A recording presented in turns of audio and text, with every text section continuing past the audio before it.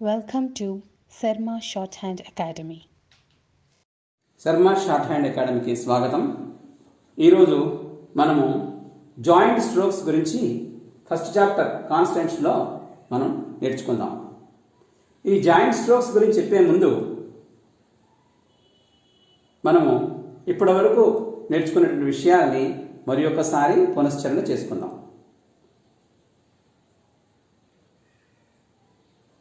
ఒకటి, పిట్మన్ short hand is phonetic, శబ్దాన్ని అనుసరించి రాసేటటువంటి ఆర్ట్. ఇందులో ఉన్నటువంటి 26 స్ట్రోక్స్ ఏవైతే ఉన్నాయో వాటన్నిటికీ డిస్టింక్ట్ నేమ్, ఒక ప్రతిదానికి ఒక ఫొనెటిక్ నేము, ఒక వాల్యూ ఉంటుంది. ఈ కాన్స్టెంట్స్ రిప్రజెంట్ చేయడానికి మెయిన్గా 2 ఎలిమెంట్స్ ఉన్నాయి. ఒకటి స్ట్రైట్ స్ట్రోక్స్, 2 కర్వ్స్. ఒకటి స్ట్రైట్ స్ట్రోక్స్, 2 కర్వ్స్. ఇది స్ట్రైట్ స్ట్రోక్స్, ఇవి కర్వ్స్. ఇట్లా ఈ విధంగా 2 రకాలుగా మనకి వీటిని డివైడ్ చేశారు. Thin strokes are written sometimes upward, sometimes downward. ఈ లైట్గా రాసేటువంటి స్ట్రోక్స్ ఉన్నాయి, ఇవన్నీ కొన్ని డౌన్వర్డ్ రాస్తాం, కొన్ని అప్వర్డ్ రాస్తాం, ఇలా హారిజాంటల్గా ఇలా రాస్తుంటాం.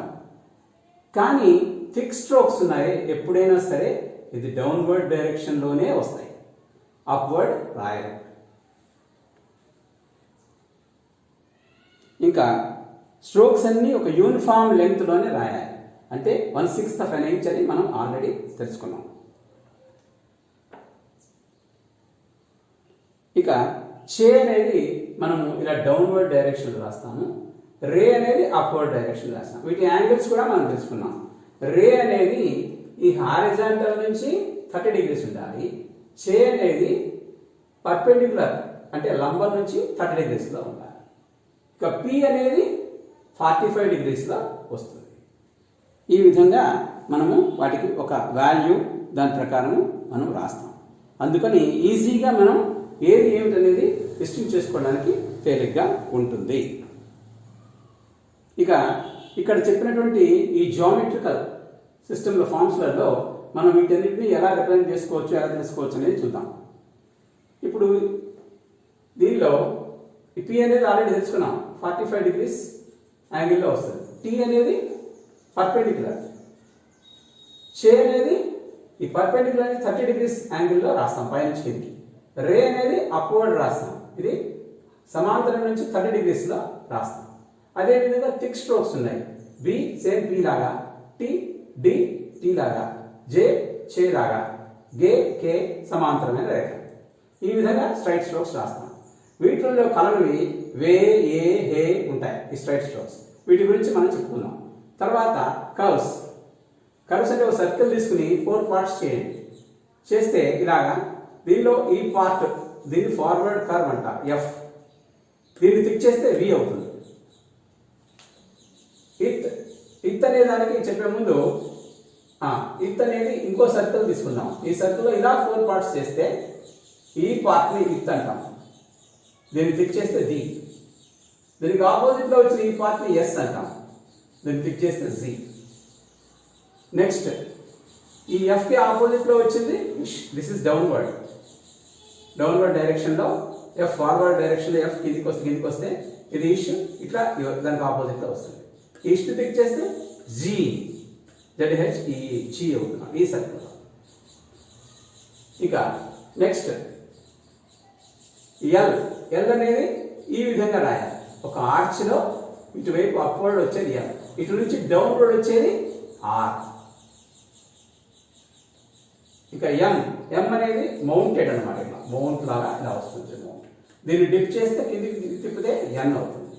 ఈ ఎన్ని థిక్ చేస్తే ఇంగ్ అవుతుంది. ఈ విధంగా ఇంకా వీటిని గుర్తుపెట్టుకోవడం ఎట్లా, వీటన్నిటి మనం గుర్తుపెట్టుకుంటాం. ఈ యాంగిల్లో రాయాలి, యాంగిల్లో రాయాలి, యాంగిల్లో రాయాలి అనుకుంటాం. కానీ ఇక్కడ కొన్ని డౌట్స్ వస్తుంటాయి. ఎస్ ఇట్ రాస్తాం, ఇది రాస్తాం, ఒక్కోసారి ఆపోజిట్ మనకి కన్ఫ్యూజన్ వస్తాం.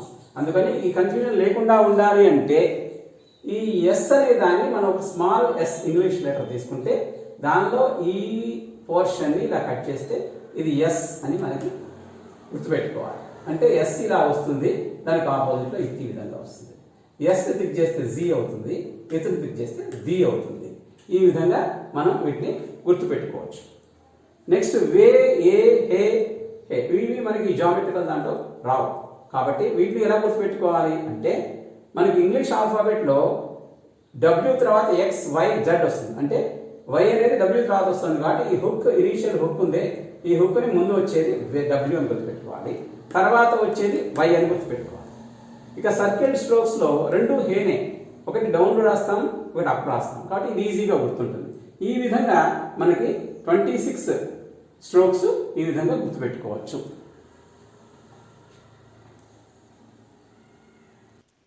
Please subscribe and click on the bell icon to get more notifications.